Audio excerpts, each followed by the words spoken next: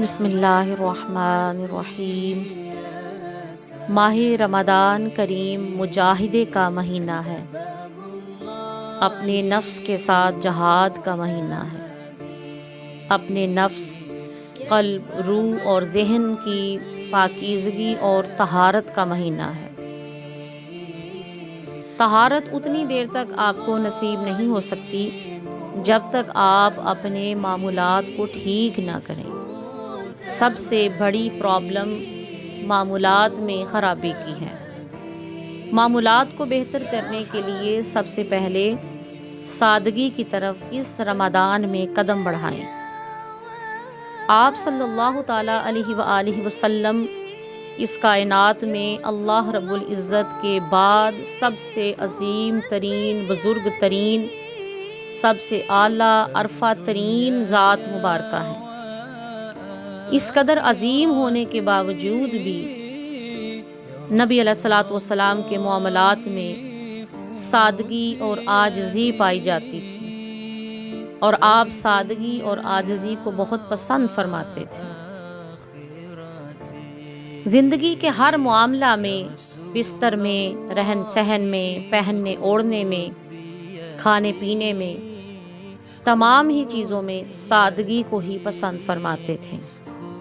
سب سے زیادہ سادگی کا عالم کھانے میں تھا کہ نبی علیہ الصلوۃ والسلام نے اگر کھانے کی رغبت ہوتی تو کھانا کھا لیتے، ورنہ چھوڑ دیتے، اور جو آسانی سے مل جاتا آپ وہی کھا لیا کرتے تھے۔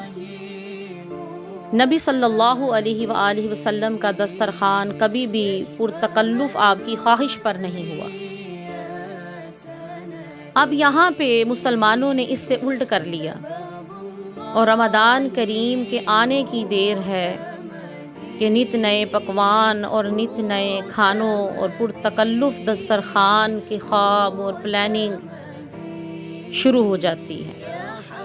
یاد رکھیے کہ یہ سب کچھ رمضان میں کرنے سے تزکیہ نفس یعنی نفس پاک گندگیوں سے، علائشوں سے نہیں ہوتا۔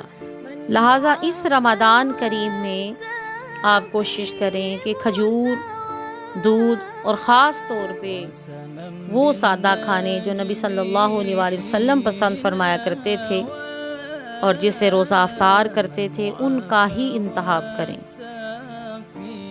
اور روزے کی حالت میں اپنے گناہوں کی طرف توجہ کریں، گناہوں کو چھوڑیں، نیکیوں کو اختیار کریں، قرآن سے تعلق وابستہ کریں، آخرت کی فکر پیدا کریں، نہ کہ روزہ رکھ کے آپ دوبارہ سے پھر سارا دن کھانے کی فکروں میں اور ساری رات کھانے کی فکروں میں ہی مشغول ہوں۔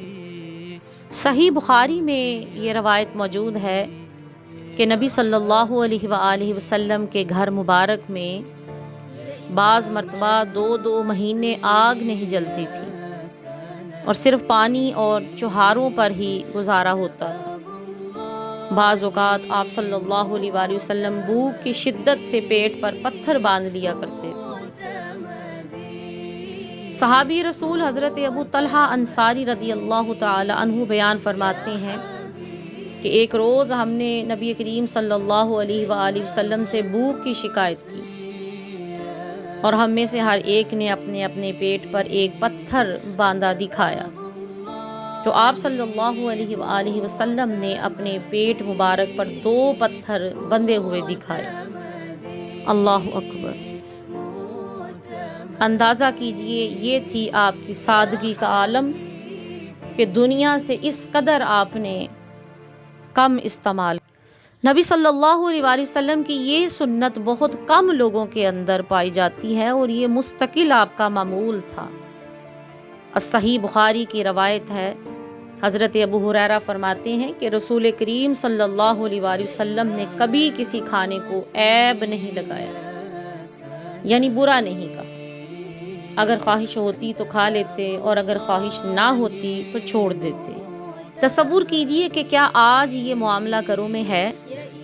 آج اگر بیوی سے نمک تیز ہو جائے یا کھانے میں کوئی نقص رہ جائے تو جو جھگڑا اور جو فساد گھر میں برپا کیا جاتا ہے وہ زبان زد عام ہے، اور جو توہین اور جو ذلت امیز رویہ بیوی کے ساتھ رکھا جاتا ہے کہ یہ کھانا ایسے کیوں ہو گیا، وہ کیوں ہو گیا، توجہ نہیں تھی، دھیان نہیں تھا۔ اس رمضان کریم ان تمام گناہوں سے بچنے کی کوشش کریں۔ شمائل ترمذی میں یہ روایت ہے، سیدہ عائشہ فرماتی ہیں کہ رسول کریم صلی اللہ علیہ وآلہ وسلم تمام عمر کبھی جو کی روٹی بھی 2 دن پے در پے یعنی مسلسل پیٹ بھر کر آپ نے نہیں کھائی۔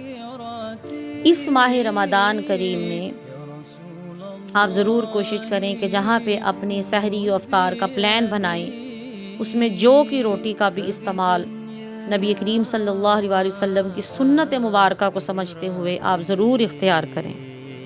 کتاب الشفاء میں یہ روایت موجود ہے، حضرت انس بن مالک رضی اللہ عنہ فرماتے ہیں کہ رسول کریم صلی اللہ علیہ وآلہ وسلم غلاموں کی دعوت بھی قبول فرما لیا کرتے تھے۔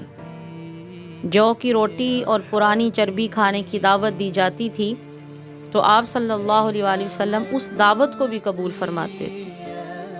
مسکینوں کی بیمار پرسی فرماتے، فقراء کے ساتھ بیٹھا کرتے اور صحابہ کرام کے درمیان مل جل کر نشست فرماتے تھے۔ اس رمضان کریم کوشش کریں، یہ وہ عادات اور معمولات ہیں جو روزے کی حالت میں اپنے اندر چیک کریں اور اگر پیدا نہیں ہیں تو ان کو اختیار کریں۔